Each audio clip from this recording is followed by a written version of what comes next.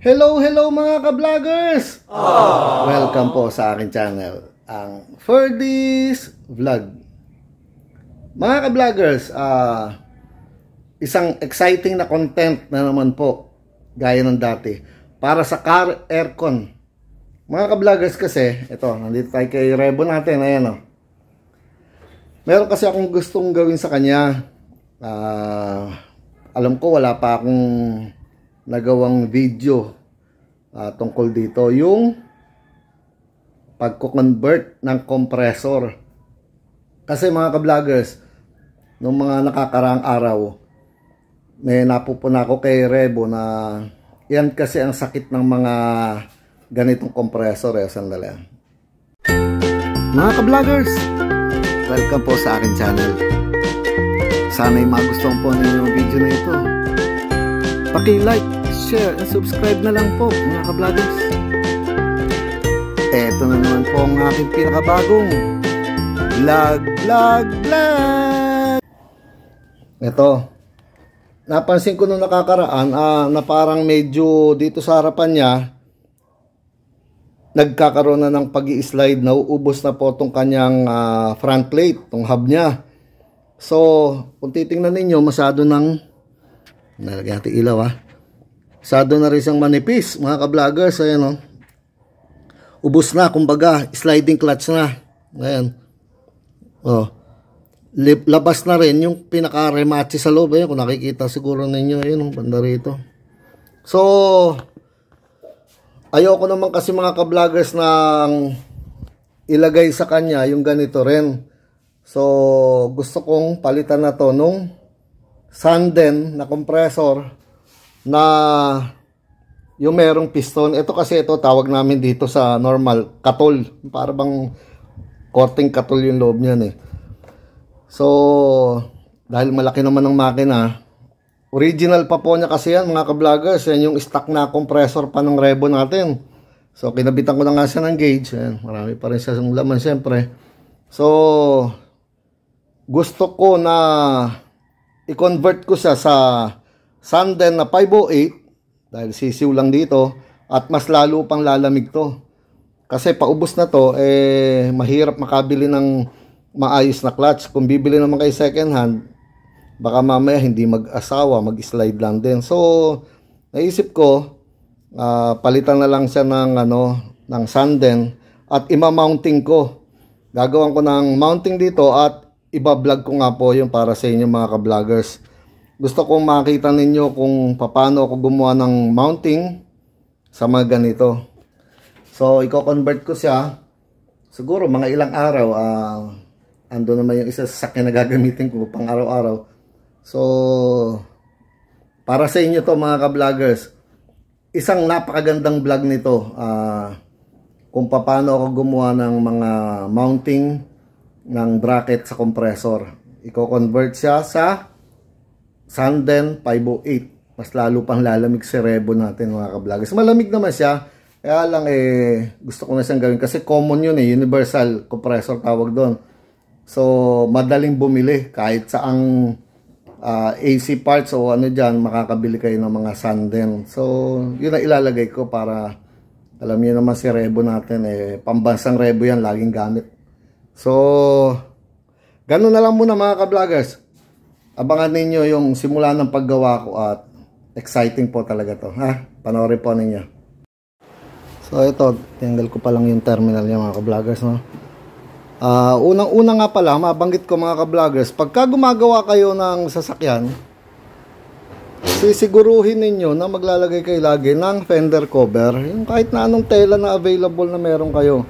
Para hindi po ninyo nagagasgas yung pintura mga ka-vloggers. Napakahalaga po niyan.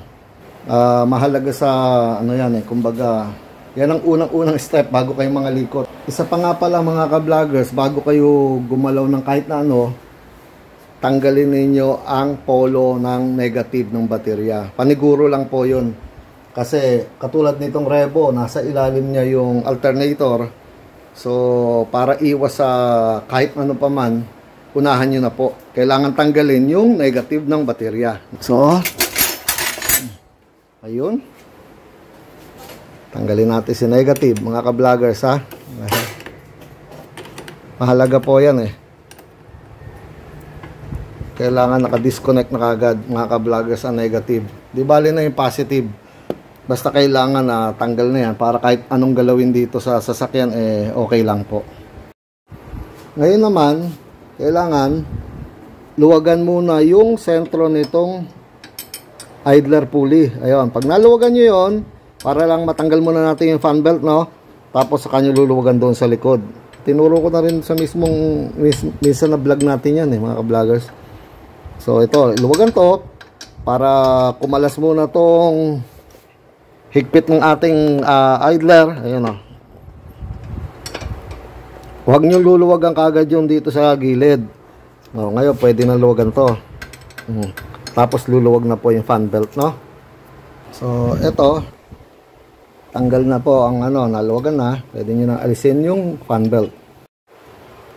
Ito, natanggal ko na yung mga fitting niya. Ganda pa ng linya nito. Linis, oh. Pagka mga ka-vloggers, masama na ang kulay itim yan. Pagkalas pa lang ninyo, makikita ninyo. Kulay black yung loob. Marami pa rin langis yung loob, eh. Ayun, makikita nyo. Oily pa rin. Dito, discharge. So, sige. Papalitan ko talaga to dahil gusto kong maging piston type naman siya ngayon, mga ka-vloggers. Kasi mapapalaban siya sa mga biyahe-biyahe pa. So, kailangan laging panlaban siya. Kasi nag-i-slide-slide na yun. Nakikita kong nakaraan.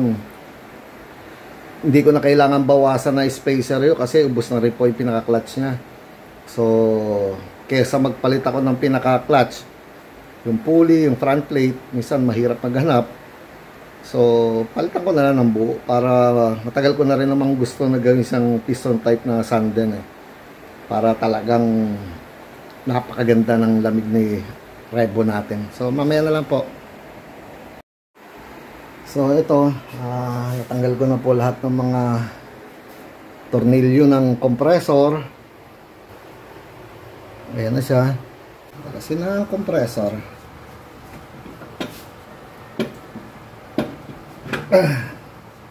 Yan, tingnan natin. Marami pang langs siya. Uy, ang dami. Ganda pa oh. Kulay puti, mga ka-vloggers. Ang ganda. Ako nakikita ninyo. Handali. Ilawan natin ha. Kasi tinaob ko na siya. Ayan oh. Ang ganda pa. Puting-puti pa. Ganda ng loob. Mga ka-vloggers. Sobrang ganda pa. Bilib ako. Nalagaan talaga. Inalagaan ko din naman talaga siya. Hindi. Kung masama na ang compressor nyo, ano na po yan? Kulay black oil. Ayan. Siya, hindi pa mga ka-vloggers eh. May pa ibang tumulo dito sa lalagyan. Ayan oh. Maganda pa. Ha? So, sandali. Angat ko na siya. So, dito tayo gagawa ng bracket. Gusto ko kasi maipakita po sa inyo kung paano ako gumawa ng bracket, mga ka-vloggers. Gusto ko mapanood ninyo. Yun ang proseso na gusto ko panoorin. Kasi nakita naman na ninyo nung nag-cleaning nitong Rebo natin, di ba? Yung tanggal yung sa may dashboard. Tatanggalin din po yung evaporator sa likod. Ipa-flashing yan. Yung simple na lang yun dahil napanood na ninyo yun. Pero ang mahalaga rito ngayon, yung paggawa ko ng bracket. Paano po yung mounting, paano gumawa si ka-vloggers ng bracket, lalo na para kay Rebo natin, no? So, abangan lang po na yan. Kayo magsasawang manood, ha? Mga ka-vloggers, nakalas ko na ngayon compressor, no? Ngayon, susubukan ko munang i-forma itong Sanden natin, ito, oh. Itong Sanden na 508, dahil ito nga ang ipapalit ko dyan. Ayan, oh. Mas maganda naman to dahil piston type siya. Eto mga ka-vloggers, ito yung dating belt niya doon sa lumang compressor.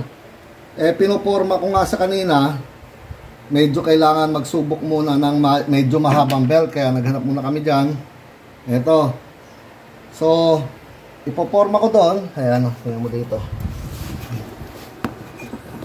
Kakabit ko muna siya dito. Tapos kailangan isagad nyo yung idler. Ayan, sinagad ko siya sa dulo. Dito kan dati yan eh. So, sinagad ko muna ron para pakinabangan talaga yung adjustment pa niya pag ganon. So, ayan, yan ang forma niyan. So, ngayon mga ka-vloggers, ito A51 ang size nito eh. Kailangan maghaba tayo para maipormang maganda yung tenga nito dito sa mga pagkakabitan ng bracket niya rito sa dati. Diyan din tayo magkakabit mga ka-vloggers, hindi natin sisirain yung stock na yan.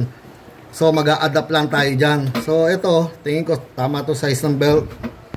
Papalitan na lang mamaya ng bago. Para, yan tingnan nyo, yung distansya doon hanggang sa tenga nito sa baba. Tapos ito rin dito. Yan, tingin ko tama tong size na to. Ayan, magiging forma Ayan, pakita mo yung sa main drive ganyan. So, okay ang forma nga. Maganda nga itong si Revo, ang mga 2L maluwag. Madalas pag nagmamounting kami, sisikip.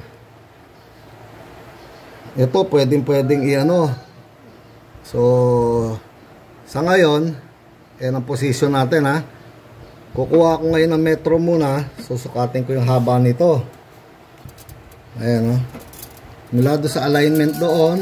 Ayan. Kailangan makakuha ang magiging tenga rito. Kung hanggang saan. Sa nakikita ko rito, halos 5.5 ang kailangan ko. So, kailangan abutin niya yung tornilyon dito. Tatama rin dito. Tapos, yan. 5.5 yung haba muna. Mga ka-vloggers, kasama ko na nga pala si Papa P. Sana yung mahawak ng camera. Ayan, Papa P. Ayan si Papa P. Mga ka-vlogger. Yun. So, mga ka-vloggers, abangan ninyo. Ito, tapusin ko muna Maya-maya na lang po uli. Mga ka-vloggers, sinubok kong tignan pa yung loob ng compressor ko kasi para makita ko kung talagang maganda si M. Karate na langis natin. Ito siya binuksan ko yung hindi ko na inalis yung mga pulley. Sinilip ko lang yung loob kung maganda pa itong compressor natin para alam ko kung may mga rebababa na kahit maganda, malinis, baka malay mo, may ganun, di ba? Binigyan natin ng konsiderasyon, pero maganda talaga mga ka-vloggers. Tingnan nyo po Ito siya, binuksan ko. So, inalis ko. Sobrang maganda pa siya. Ayan Pagka, ang tawag namin dito katol Pagka masama na to mga ka-vloggers, makikita mo sa mga gilid-gilid na niya, may mga tama-tama dito yan. Yung parang kala mo, puro guhit, marami. Yan. Tapos, yung langis niya, tingnan nyo, ayan ang ganda pa. Ayan yung mga bulitas na nakalagay dito mga ka-vloggers. Tapos, lumalapat din doon sa ilalim doon, Ayan, tingnan ninyo, napakaganda ng loob. Super, ayan yan pa rin yung langis niya naninilaw, tsaka wala kahit konting rebaba. Maganda talaga itong compressor. Sobra. Kaya nga lang, hanapon ako lang, umi-slide na rito yan So, baka mamaya nasa biyahe si ka-vloggers nyo, doon pa kami magkaroon ng problema. So, ayoko. Gagawin ko na lang siyang sanda na piston type para sigurado. Ito yung tinatawag namin katol. Nakita nyo, parang katol yan ang nagbibuild ng compression. Kala nyo, kinokompress lang na gano'n. Pagka gumaganong-ganon lang siya rito mga ka-vloggers. So, okay, pinakita ko lang po sa inyo. Ang ganda, super ganda. So, ito mga ka-vloggers, nakaputol na kami ng isang plate dito muna sa pinaka-itaas nya. Ayan yan. Mabuti na lang at nandito si Papa P. Sa'yo nag-grinder, cutting disc. So ito, ayan kukunin mo muna yung sakto, mabutas niyan, tapos kukuha ka nito. Kailangan hanggat maaari, walang error para walang galaw tong bakal, Ayan. Kukunin mo muna yung sakto. Markahan mo. Tapos butasin mo na. Meron kasi tayo doon na press drill. Tapos yan na. Ngayon to, temporary muna.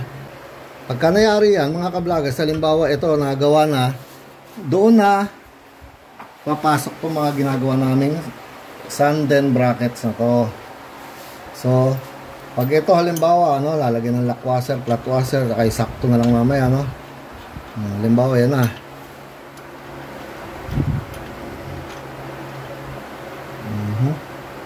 Tapos, kakabit na ngayon itong, ayan depende sa haba na kailangan namin. Ayan para dito yan sa tenga nito. Ayan. Tapos lalagyan ng bolt, ididikit dyan, welding, tapos sa ilalim naman. Hanggang mamaya, matatapos din yan, mga ka-vloggers. So, ito po, mga ka-vloggers, naiporma ko na yung pinaka-base ng ng bracket na compressor. Medyo inuulan lang kami ni Papa P. Ito po, tingnan nyo ha.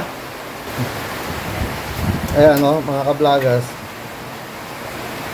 Nandito na tong sa pangibabaw at isa ilalim, angle bar na tong ginamit ko rito. Kasi, ayan, pati ako Papa P ha. Dito kasi, eto nakaporma na tong tenga rito. Tapos ito namang sa ilalim, mga ka-vloggers, pababa naman yan dahil papatong sa rito. Ayan ha. So, medyo malapit na to. Parang unti-unti natatapos na rin. Tapos pag natapos yan, lalagyan na ng magandang fan belt. Ayan, kung titingnan po ninyo. Nandito na tong sa yan, yung para dyan, yung tenga, nakaabang na. Ngayon, kakabit ko na lang yung doon sa ilalim na yon. Ayun, ewan ko kung nakikita ninyo. Ayun, sa base, ayun, sa ibaba. Lalagyan ko rin tenga ron. Para papatong na lang sa rong. Tapos, okay na. Spot na. So, aasintay na lang mamaya ng todo yan. Ngayon nga, parang pinatong ko lang halos align Wala pa yan So, unti-unti lang. Tapos, okay na yan. Ganun lang kasimple mga ka-vloggers ng pagmamounting namin ni Papa P. Ang maganda lang dito, piston type to. Di ba nakita nyo sa mga vlog ko. So, ano masasabi mo Papa P? Maganda. Super. Ayan Ayan malapit na. Ayan nabibitawan na nga kahit walang mahawak ha. Pero hindi pa accurate yung alignment yan. Kakabit ko muna. Mga ka-vloggers, tingnan nyo. Ayan pinoforma ko na yon. Tingnan mo yung alignment. Ayun, dito sa ilalim bro, kunan mo rito.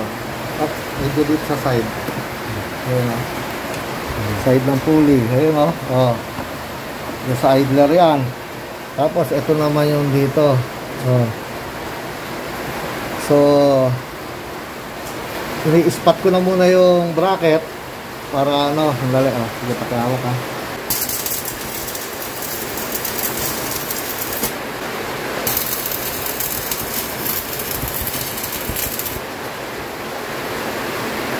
Check muna.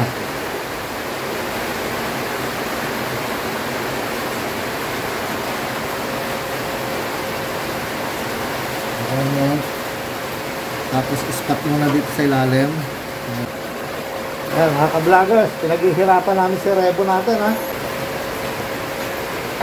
ilaw dito sa likod ayan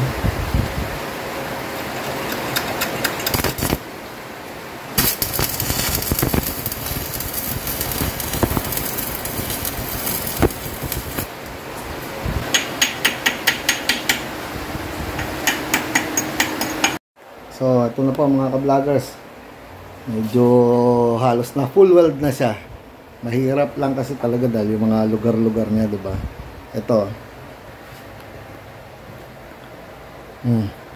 Mamaya, alisin ko na lang muna ulit yung compressor para mag-grind ng konti. Tapos, pipinturahan na po yan. Ayan tingnan niyo yung alignment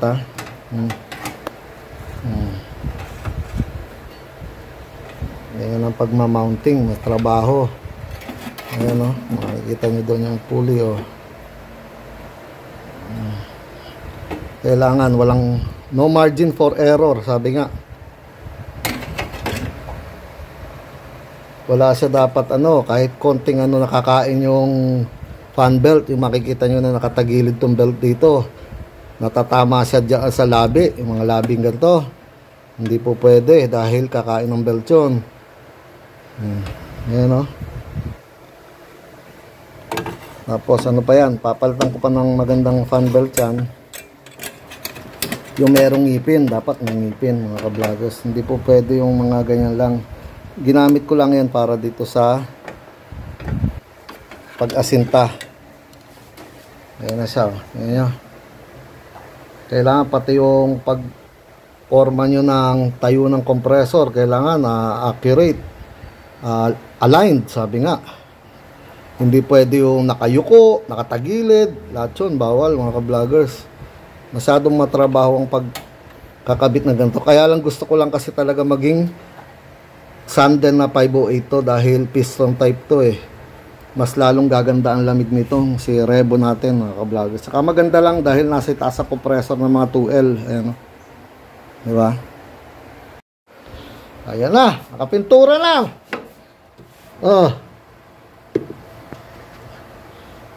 Pinturado na siya mga ka-vloggers. Kala mo totoo. So ikakabit ko na muna yung compressor. Tapos na. Ayan na. Gagawin ko na lang ito. Papalitan ng bagong belt to kasi pinang-align ko lang to. Saka luma na to. Kailangan mga ka-vloggers yung may ngipin. Sabi nga. Yan. May mga ngipin. Hindi pwede yung ganitong flat lang. Itong may ngipin, may ply yan. Ganda yan. A51 ang magiging size ko dahil ito yung ginamit kong pang testing. Ayan A51 na siya. So ayan na. Okay na. Fan belt na lang. Good na yan. Ngayon yung sa ilalim, dahil yung para sa bracket ng alternator saka yung tensioner na yun, ayun dati may nakakabit doon, ayun kasama sa pagkakabolt ng dating compressor. So nilagyan ko na rin dito ng tenga uli, ayun na nakakabit dito sa compressor natin. Tapos inelding ko doon sa yan pundidong yan, ayun So, dagdag tibay. Walang kagalaw-galaw ngayon to. Anong gawin nyo rito? Sobrang matibay, mga ka-vloggers. So, ito na mga ka-vloggers. Tapos na. Bago na ang fan belt niya. Tapos, hose na lang gagawin namin ito. Na flashing na rin yung system. Tingnan nyo. Ayan. Bago na ang belt na yan. May ngipin yan. Kaya tawag na ngipin. Ayan Ayan brand new A51 ang size. Kung pagmamasdan ninyo, ayan mahigpit na rin yan. Ganda sa baba.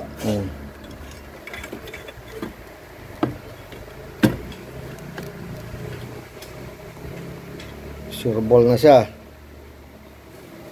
So ang ginagawa na lang, na flashing na rin ni Papa Pito.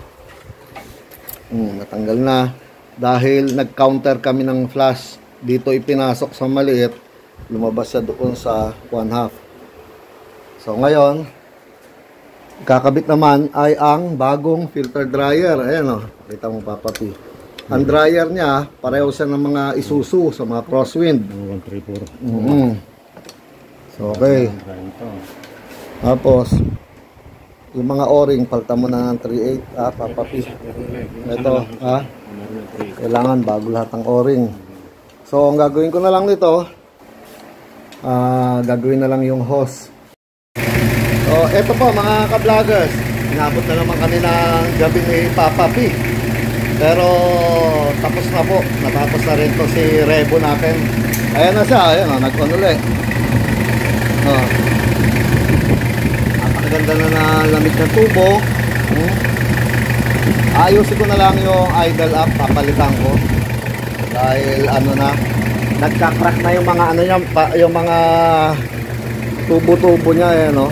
Kailangan na siyang ano, palitan, eh, no? Wala na yung mga tubo rito, mga ka-vloggers, oh.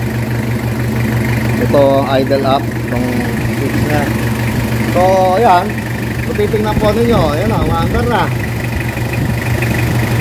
Sander na siya ngayon, ha? Na piston type 508. So ganda, malamig na lahat mga ka-vloggers, oh.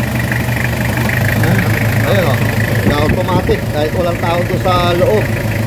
So bago na ang dryer, okay na lahat mga ka-vloggers. Sa madaling salita, eh, ang matagalan na naman to. Papa P, oh. Okay na po. Oo. Success na naman, gaya ng dati. Ayan, ang maganda lang, etong 508 mga ka-vloggers, universal yan. Madaling makabili, marami nabibili niyan. Kesa doon sa dati niya, yung parang katol, eh, medyo mahal. Saka medyo mahirap ang pyesa. So, paano po mga ka-vloggers?